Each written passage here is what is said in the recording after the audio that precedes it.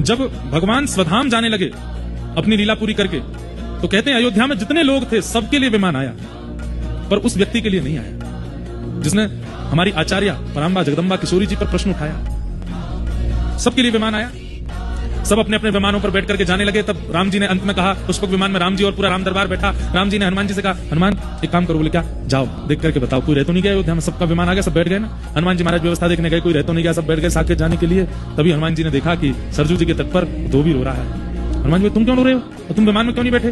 बोले मेरे लिए विमान आया नहीं। अरे तो तुम्हारे लिए आया, किसी और के में बैठ जाओ। बोले मुझे कोई विमान बैठा नहीं रहा, और मैं किसी में बैठ भी जाता हूं तो विमान उड़ता नहीं है, विमान ही कहने लगता है कि ये अनधिकारी है, इसको उतारो पे।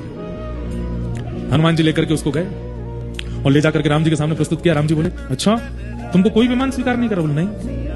एक काम करो, तुम हमारे विमान में पुष्पक में बैठ जाओ, क्योंकि पुष्पक तो हमारी इच्छा से उड़ेगा, बैठो। राम जी ने उसको बैठा लिया। ये जल का स्वभाव, जिसको कोई स्वीकार ना करे उसको स्वीकार करना, ये जल का स्वभाव। और केवल स्वीकार नहीं करना, उसको पवित्र बनाना, उसके मैल को दूर करना, ये जल का स्वभाव। राम जी ने उसको अपने विमान में बैठाया। जैसे विमान उड़कर के सारे विमान वैकुंठ में साकेत धाम में प्रवेश करते जा रहे थे, अंत में जैसे ही पुष्पक विमान ने प्रवेश किया, वैकुंठ ने अपने द्वार बंद कर दिए। बोले नाथ, आपके विमान में छुप करके एक अनधिकारी बैठा है, पहले इसको निकालो। राम जी बोले, तुम जानते हो हम कौन है? हम साकेत पति हैं, हम वैकुंठ पति हैं। हमारी इच्छा से साकेत का निर्माण हुआ है, हमारी इच्छा से सारा भूमंडल चलता है, हमारी इच्छा है कि हम उसको लेके जाएंगे, तुम कैसे द्वार बंद कर सकते हो? बोले महाराज क्षमा करें, पर साकेत के जो नियम हैं, उन नियमों में आचार्य अवहेलना करने वाले को यह कभी नहीं प्राप्त हो सकता साकेत। और इसमें अगर स्वामी भी चाहेंगे तो भी साकेत उसको स्वीकार नहीं करेगा जो आचार्य अवहेलना करके आया है। आप इसको उतार दीजिए। तो वो धोबी रोने लगा। बोले राम जी आप मुझे उतारी दो। बोले सुनो, तुम एक काम करो, तुम साकेत में तो नहीं जा पाओगे, देखो तुमने गलती, अपराध तो तुमने किया है, सीता जी पर प्रश्न चिन्ह उठाया तुमने, गलती तो है तुम्हारी। बोले जी तुम एक काम करो, हम इंद्र से बात करते हैं, तुम स्वर्ग में रह लो, स्वर्ग तो अच्छा है। ठीक है। भगवान ने इंद्र को बोला, इंद्र इसको लेकर के जाओ।